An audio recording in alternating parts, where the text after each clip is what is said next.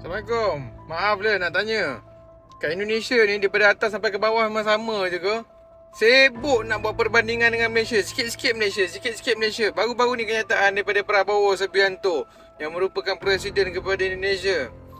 Katanya, dibilangnya, gajinya hakim-hakim di Indonesia lebih gede, lebih besar berbanding di Malaysia. Cakap gampang. Who cares? Tak menguntungkan rakyat pun. Kalau kau cerita pun, kalau gaji hakim di Indonesia lebih besar, kau tengok rakyat kau lah, 60.3% di dalam kadar kemiskinan. Itu yang patutnya kau fikir sebagai presiden. Bukan kau duk bangga cerita gaji hakim di Indonesia lebih besar berbanding daripada Malaysia dan Singapore. Can you stop comparing your country to our country? Boleh tak? Pening aku dah. Atas bawah semua sama. Assalamualaikum.